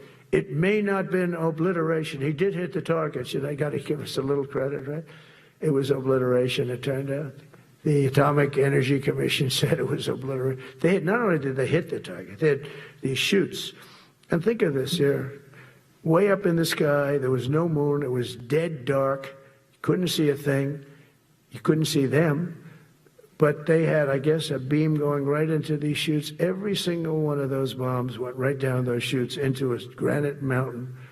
I think it's the last time they're going to build air chutes. They had these air chutes that were nice, beautiful. They were meant for us. But it was total obliteration. And now they give us credit for that. But these people were phenomenal. I tell you, for the Air Force people here, you can be very proud. That B-2, we just ordered a lot of new ones and updated ones, but I'd take the other ones. Let me tell you, they couldn't have worked any better. So they flew for 37 hours total, back and forth, no stops, no nothing. We had 52 tankers loading them up. And that's a job I wouldn't necessarily want too much, flying a tanker, loaded up with hundreds of thousands of gallons of fuel. I don't know if I'd do that job, General. I asked the question, what happens if it gets hit? Sir, you don't want to know about that, right? I don't want to know about that. But those guys, they just hear us. They're incredible. I had them all to the Oval Office. We had the B-2 pilots and a lot of the people, even the people that took care of them, the maintenance people, just as important. We had them all to the White House. Gave them a big party on the lawn, brought some of them into the Oval Office. But on top of all this, we'll deliver a hard-earned pay raise of 3.8% to every soldier, sailor, airman, Coast Guardsman, Space Guardman, and Marine, something you weren't getting from the past administration. They did not do with respect. They're Democrats. They never do. Not only are we rebuilding our great strength, but for the first time in years, my administration is actually using that strength to defend the core and vital interests of America. And very simply, we are putting America first. And I have since I've been elected. I've always put America first. It's sort of simple, you know, when you think. My campaign was run on common sense, and we did great. We got the highest number. Districts, you know, they have it broken up, 2,500 versus 525. We won every swing state. We won the popular vote. We won everything. We won everything. You have to take a look at the map. It's almost entirely red, except there's a little blue line on each coast, and I think that's going to disappear too. We did really great, and part of it is because of our success with the military, the rebuilding of the military, the vote that I got from the military, and they're vicious people, you know, that we have to fight, just like you have to fight vicious people. Mine are a different kind of vicious, but they spread all these horrible, you know, they made up statements and said what I said about everything, but even about the military. But fortunately, the military didn't believe it. It's hard, you know, they make up a statement and they said, you say it. We had 25 people that said he never said that. 25. We had 25 affidavits. And they said, well, we're going with it anyway. You know, these sleazebags. And it's why the press is really losing all power, because people aren't believing it. We need an honest press. We need borders. We need borders. We need an honest press. We need fair elections. I mean, those three things. And we don't have an honest press. We have a really corrupt press. But we fight through the corrupt press. And the people understand you have to do this stuff a lot. You have to go on television a lot, because you can't get a fair shake if you're going to rely on somebody else. They don't understand. They've destroyed the image of media now is at the lowest point it's ever been. It's lower than Congress. Can you believe that? It's something. But together with many of you in the room, we've brought back the fundamental principle that defending the homeland is the military's first and most important priority. That's what it is. Only in recent decades did politicians somehow come to believe that our job is to police the far reaches of Kenya and Somalia, while America is under invasion from within. We're under invasion from within. no different than a foreign enemy, but more difficult in many ways because they don't wear uniforms. At least when they're wearing a uniform, you can take them out. These people don't have uniforms. But we are under invasion from within. We're stopping it very quickly. After spending trillions of dollars defending the borders of foreign countries, with your help, we're defending the borders of our country from now on. We're not going to let this happen. Biden let people come in from prisons, mental institutions, drug dealers, murderers. You know, we had 11,488 murderers allowed into our country by this guy who had no clue. He had no clue. He shouldn't have been there in the first place, but he had no clue. The people that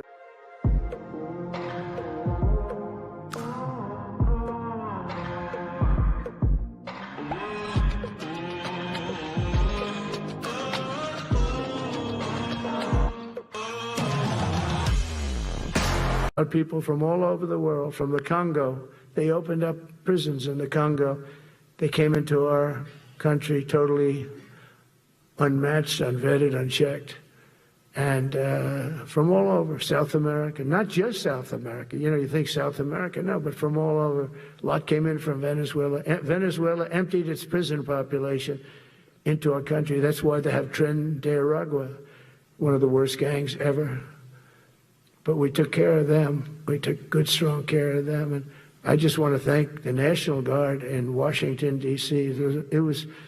It's embarrassing to say this. Now I can say it because we solved it. But Washington, D.C. was the most unsafe, most dangerous city in the United States of America. And to a large extent, beyond. And beyond that, you go to Afghanistan, they didn't have anything like that. You go to countries that you would think there's problems, they didn't have that. And now Washington, D.C., after 12 days of serious, serious intensity, we took out 1,700 career criminals. If you have 5 career criminals, they can make your numbers look very bad because they'll commit many crimes a day. But we took out 1,700, and they took them out. There was no doubt who the boss was. They did an unbelievable job. Then they started even cleaning. I said, I don't want them doing that, sir. They were cleaning it up.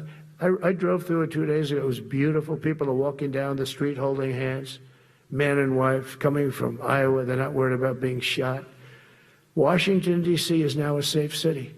In fact, I went out to dinner with my crew. I haven't done that. In theory, I wouldn't do it. And I felt totally safe. And nobody's been attacked. Nobody's been hurt. Washington, D.C. went from our most unsafe city to just about our safest city in a period of a month. We had it under control in 12 days, but give us another 15, 16 days, it's perfect. And people other than politicians that look bad, they think, you know, the Democrats run most of the cities that are in bad shape. We have many cities in great shape too, by the way, I want you to know that. But it seems that the ones that are run by the radical left Democrats, what they've done to San Francisco, Chicago, New York, Los Angeles, they're very unsafe places. And we're going to straighten them out one by one. And this is going to be a major part for some of the people in this room. That's a war, too. It's a war from within. Controlling the physical territory of our border is essential to national security. We can't let these people in. You know, we had no people enter in the last 4 months. 0. Even I can't believe that. You know, we had millions coming in, pouring in. 25 million all told, and of those 25 million, many of them should never be in our country. They would take their worst people and their people from prisons and jail, and they'd put them in a caravan, and they'd walk up. CNN was interviewing one person. Oh, why are you coming? I want freedom. Good. Were you in jail? Yes. For what? Murder. I said, you were in for, you had to see this anchor, a young woman. She's like, I couldn't believe. She'll probably lose her job, but because the left doesn't want to hear that. But we're running it based on common sense and based on love of our country. But I want to salute every service member who has helped us carry out this critical mission. It's really a very important mission. And I told Pete, we should use some of these dangerous cities as training grounds for our military, National Guard, but military. Because we're going into Chicago very soon. That's a big city. with an incompetent governor, stupid, stupid. They threw him out of his family business. He was so stupid. I know the family. He becomes governor. He's got money. Not money that he made, but he ran for governor, he won, and now he criticizes us all the time. And last week they had 11 people murdered, 44 people shot. The week before that they had 5 people murdered, 28 people shot. Every weekend they lose 5, 6. If they lose 5, they're considering it a great week. They shouldn't lose any. You shouldn't lose any.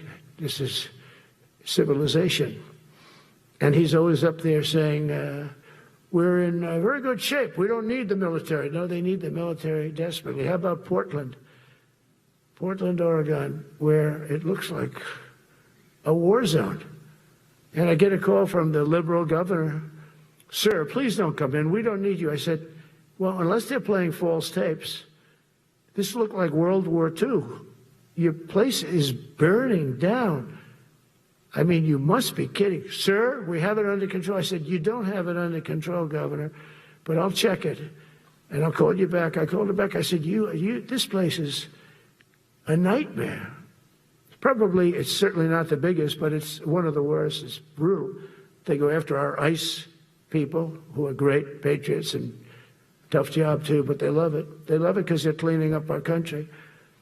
And so you look at some of the things where they took over parts of Seattle. They actually took over a big percentage of Seattle. Think of that. You remember that. That was a while ago.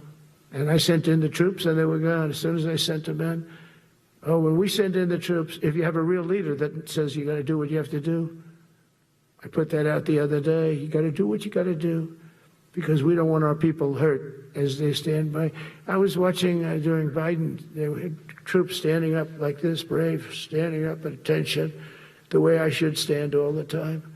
And I'm like this, and people are standing, and their mouth is this far away from their mouth, and they're spitting at them, and they're screaming at them. And that soldier standing there, he wants to knock the hell out of the person, but he's not allowed to do anything. So they just stand there and they get abused. And a woman was this far away from his face, and she starts spitting in his face, and he's not allowed to do anything. If it's okay with you, generals and admirals, I've taken that off. I say, they spit, we hit. Is that okay? I think so. They spit, it's a new thing. They spit, we hit. How about the cars where the cars are coming out? They get brand new cars, Border Patrol, ICE, beautiful, nice new cars. And they're driving along and they have to go through a gauntlet of rocks being thrown at the car. So here's this beautiful brand new car. By the time it goes 100 yards, it's destroyed. These guys have pretty good arms, some of them. And they're throwing bricks at full force into the window and into the car. It looks like it's a war zone. And I said, never let that happen again. From now on, if that ever happens, and I say it here, you get out of that car and you can do whatever the hell you want to do. Because those people are, you can die from that. Those bricks go through the windows. You can die. They'd like it to. They'd like it to go through the window. But this was a couple of months ago. They just kept driving and bricks are hitting the car. And I said, why aren't they stopping? Because they were under orders from the past administration, never stop. But that's different with us. We stop. And since I gave that order, we haven't had that problem. It's very interesting. It's amazing. It's just like in Venezuela, you've seen the boats going. We can't find any more boats. They're carrying drugs, massive. Every boat kills about 25,000 people. That's what they have. They had fentanyl mostly and a lot of other drugs. And we take them out, and we've taken out 4. And it's on air. Everybody gets to see it. Not that we like to do that, but every boat kills 25,000 on average. 20. Some people say more. You see these boats, they're stacked up with bags of white powder. That's mostly fentanyl and other drugs too. And now we have a problem. General Kane says, sir, there are no boats out there. Not even fishing boats. They don't want to go fishing. I don't blame them.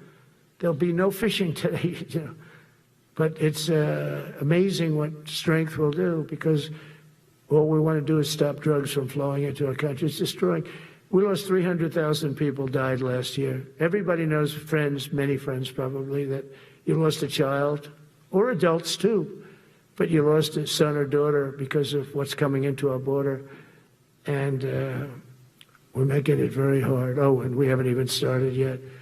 Last month I signed an executive order to provide training for a quick reaction force that can help quell civil disturbances. And this is going to be a big thing for the people in this room because it's the enemy from within, and we have to handle it before it gets out of control. It won't get out of control. Once you're involved at all, they all joke. They say, oh, this is not good. You saw it in Washington. We had gangs of Tren de Araguas at 10, 12, 15 kids, and these military guys walk up to them, and they treat them with disrespect, and they just got pounded. They just got pounded. The gang just pounded, then thrown into paddy wagons and taken back to their country.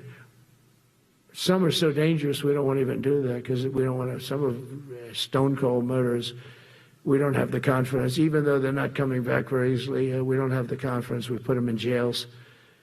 But these service members are following in a great and storied military tradition, from protecting frontier communities to chasing outlaws and bandits in the Wild West. And our history is filled with military heroes who took on all enemies, foreign and domestic. You know that phrase very well. That's what the oath says, foreign and domestic. Well, we also have domestic. George Washington, Abraham Lincoln, Grover Cleveland, George Bush, and others all used the armed forces to keep domestic order and peace. Many of our leaders used the military to keep peace. Now they like to say, oh, you're not allowed to use the military. And you know what the people say? The people in those cities where they're being raped and shot and beat up, you know what they say? We love the military. You ever see where they interview the people on the street? I've never seen somebody say they don't, unless they're radical and paid off, because a lot of these insurrectionists are paid by, whether it's Soros or other people, but they're paid by the radical left. So today I want to thank every service member from general to private who has bravely helped us secure the nation's capital and make America safe for the American people. It's amazing. The whole world is watching. Everybody in the White House, they come up to me, young women, sir, thank you. I know immediately what they thank you. They don't have to say it. They walk to work now to the White House. We haven't had a crime in Washington in so long because we got the careers. We call them the careers. We got these lunatics out. आज बड़ा special दिन है। प्रिया coolness छोड़ के traditional बन के आई है। सालों से मिसिंग भैया 1 से 2 नहीं 3 हो के आए हैं। मामी की तैयारी में मामा गलत चप्पल पहन के आए हैं। गुड मॉर्निंग विशिंग अंकल गले मिलने आए हैं। और शुगर फ्री दीदी आज खुद जलेबी का पिटारा साथ लाई है। उम्मीद है कि ऐसे ही आपकी दिवाली भी अपनों से स्पेशल हो। पैरागॉन की तरफ से आप सभी को happy Diwali.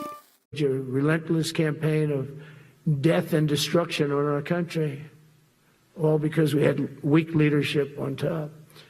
And we did a great job with it first term, but this is something else what we're doing now. We're taking it to the next level, probably next level times 3. But we had COVID come up, and we had to take care of that. We did a great job with COVID. We had the therapeutics. It's just Regeneron, so many things we did for COVID, but we had to focus on that, and every other country in the world was being decimated by COVID. So we had to change gear a little bit to take care of that. But under our leadership, the military is now the knife's edge in combating this sinister enemy. We have to put the traffickers and cartels on notice, and we've done that. And we put them, a lot of them, we've called them a terrorist organization, which is actually a big thing to do. Nobody's done it, but I've done it with a lot of them. It gives you a tremendous advantage.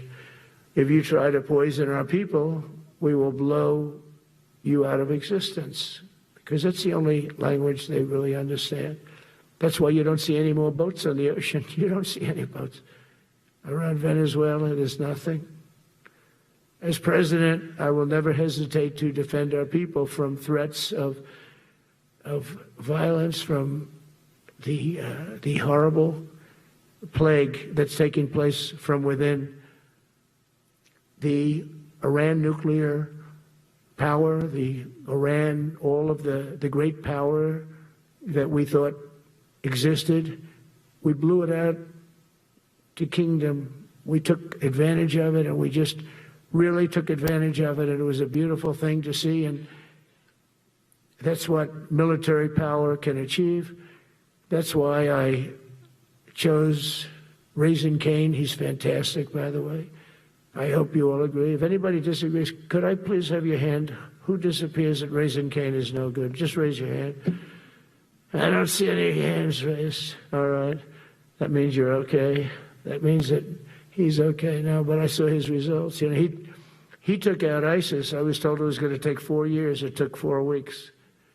I went to see him, and he took him out in 4 weeks, knocked him out, knocked him to hell.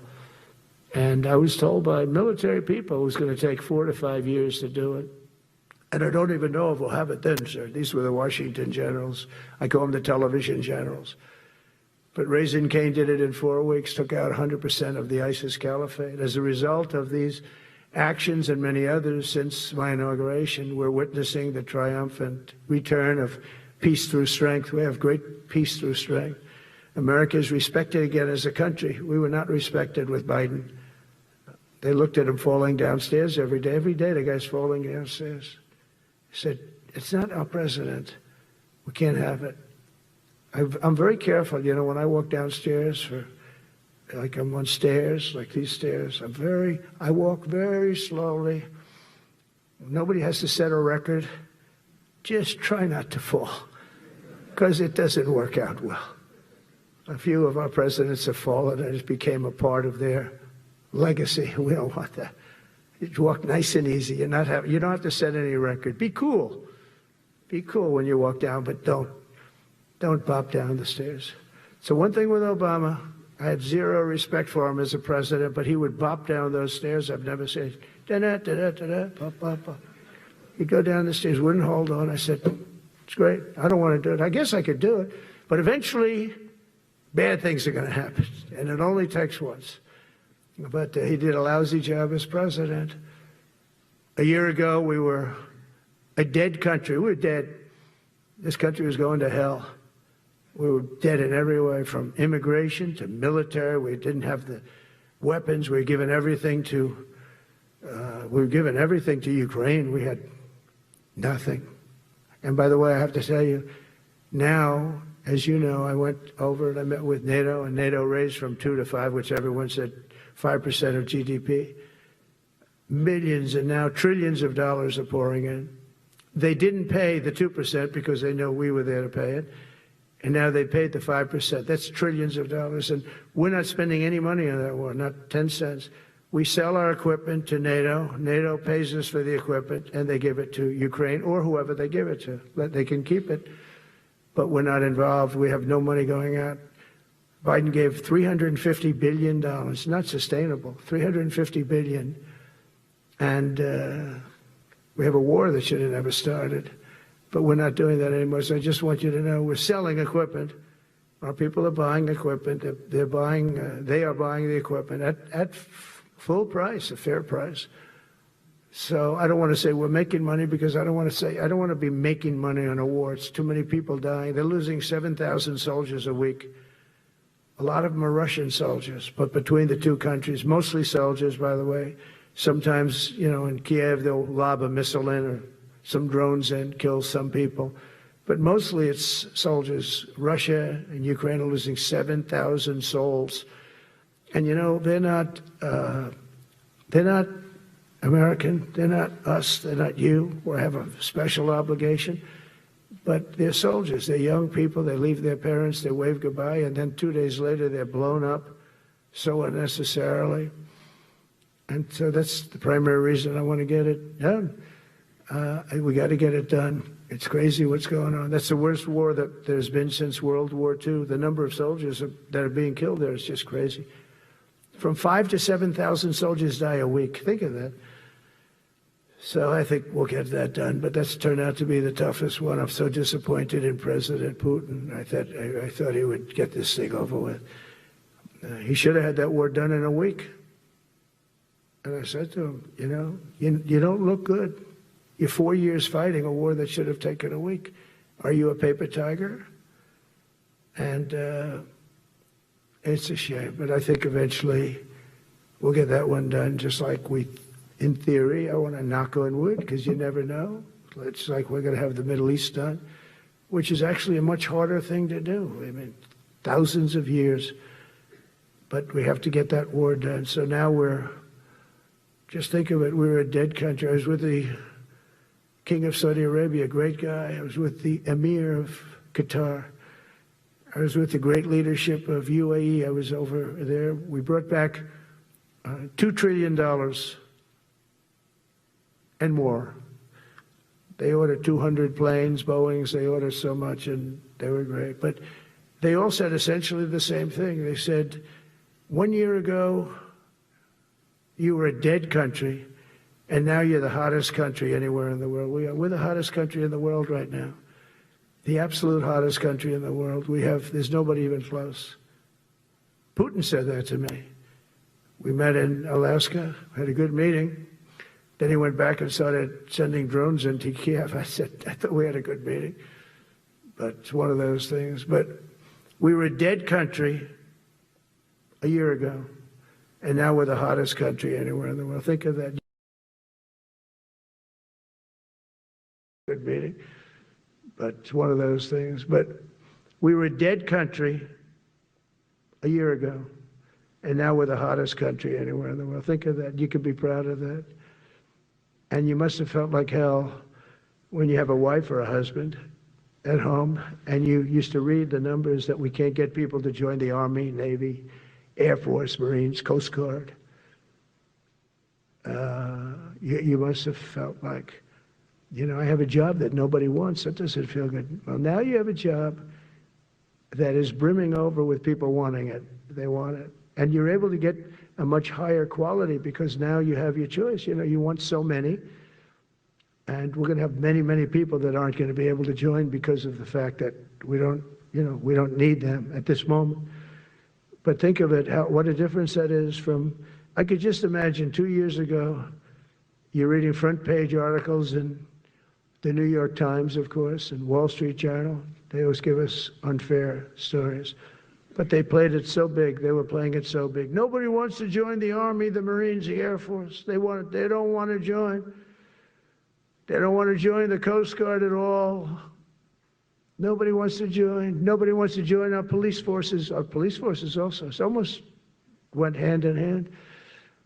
And I used to say, boy, I'm speaking in front of the military today, and it's embarrassing because I'm speaking in front of people who have a job that other people don't want, but now you have a job that everybody wants. So I think that has to make you feel good. It's one of the reasons I love being here today, because I wanted to say that. I have to say that everybody wants to be in the Army, the Navy, the Air Force, the Marines. If you think the Coast Guard and Space Force, our beautiful Space Force, it's a whole different world. And now they're signing up, by the way, seriously big numbers for the police. Dangerous job, isn't it? Huh? Fire department. But that's the paving the way for progress once thought almost impossible. I mean, a year ago, you wouldn't have thought that was possible. A year ago, they were talking about making the military smaller because they can't get the people to join. We're thinking about making it larger because we have so many people. And it's nice to be able to cut people because of merit that aren't really qualified for any reason, a physical reason, a mental reason. You don't have to take them anymore because you have the pick of the litter, and they all want to be with you. They all want your job. They want to be with you. They want to work with you. They'll even take your job, Got to be a little bit sharp. You got to watch it. But everybody wants to be doing what you're doing now. What a difference. When I speak to you, and I can say that as opposed to a couple of years ago when I was talking to rooms where they were desperate to get people and they couldn't get them. What a difference a presidential election can make. That's all it is. It's just a presidential election. Yesterday at the White House, we put forward a plan for peace in Gaza. We announced it, and we're going to.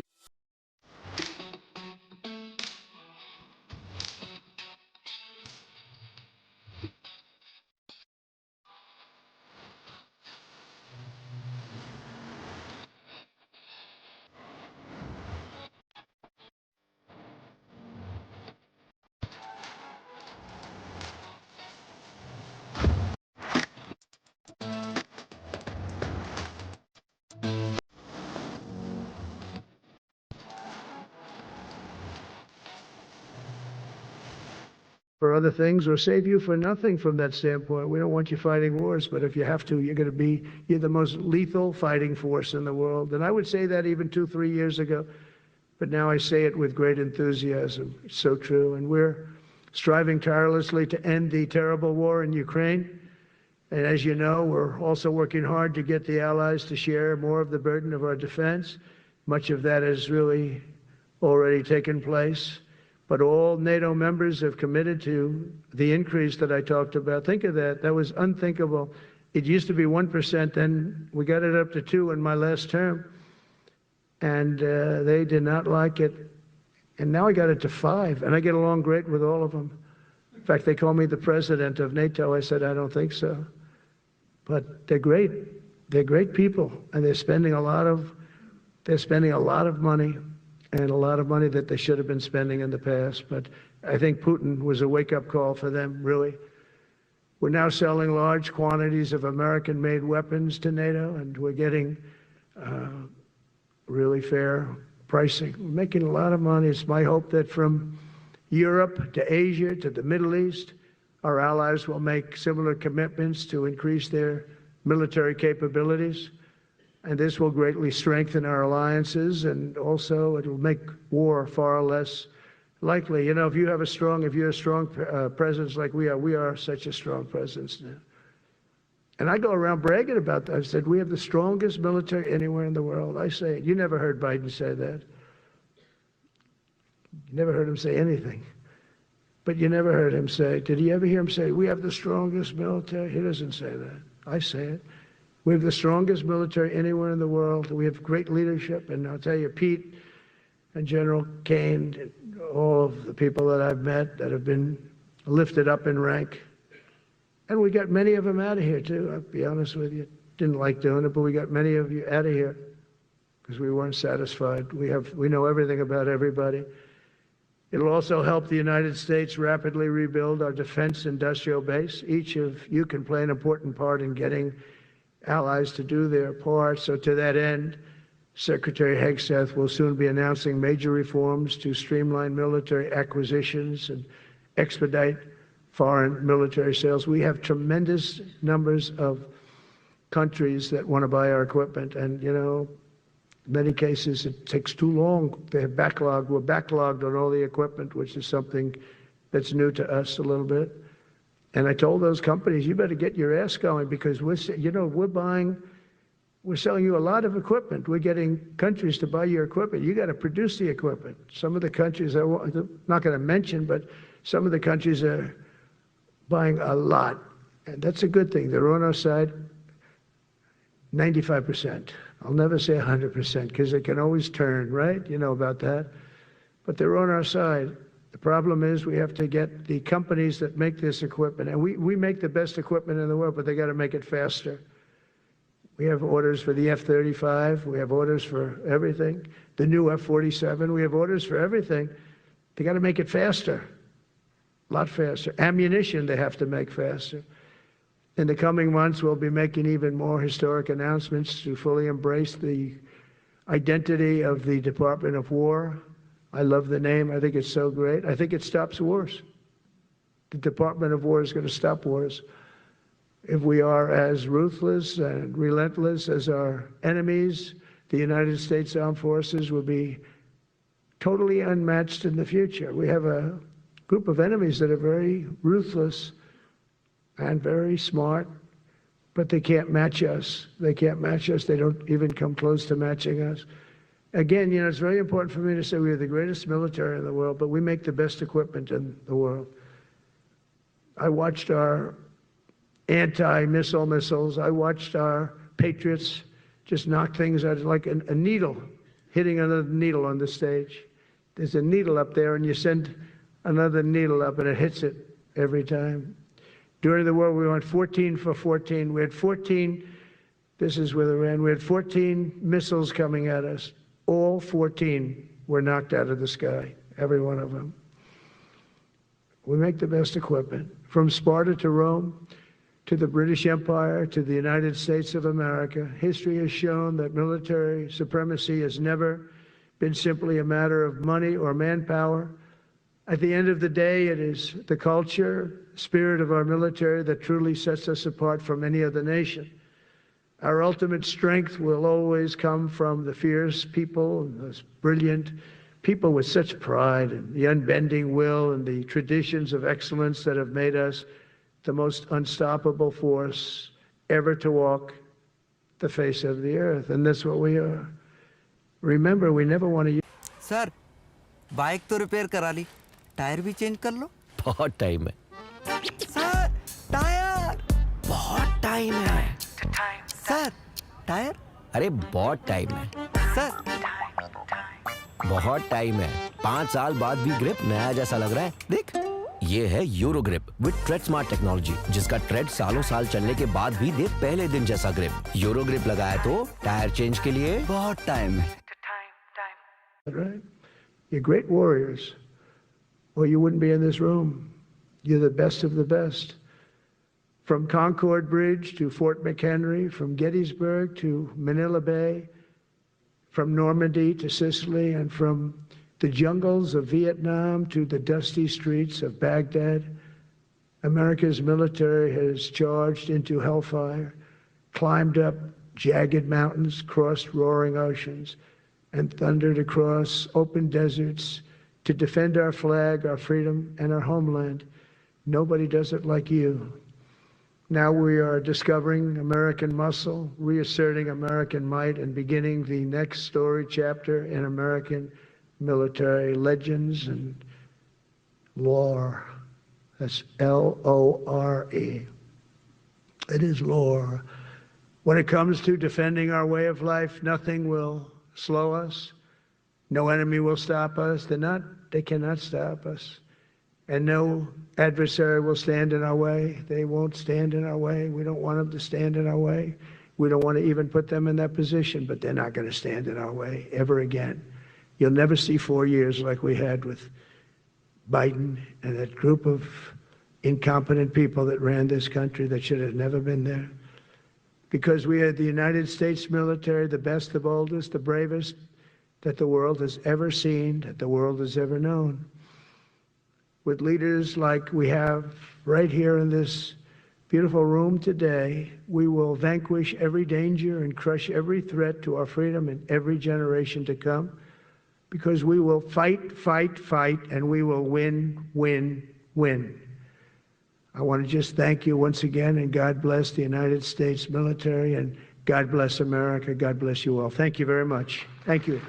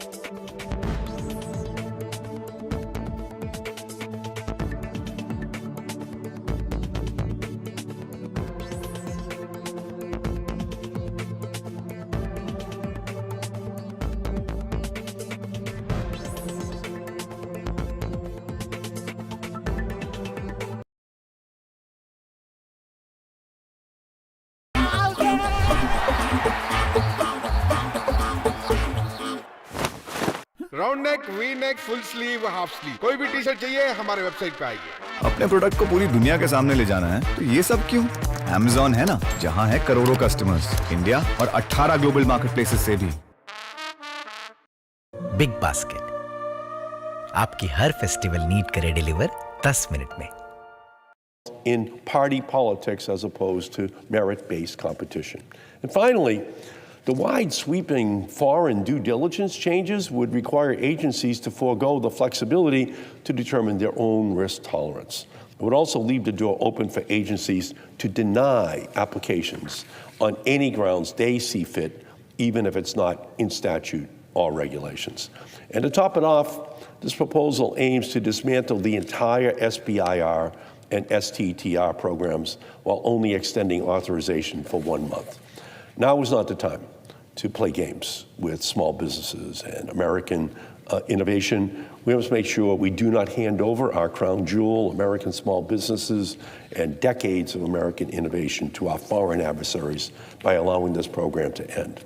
So I ask my colleagues from here, I asked my colleague from Iowa to join me and the Republican chairs of both the House and Senate, the House Small Business and Science Committees, to pass the overwhelming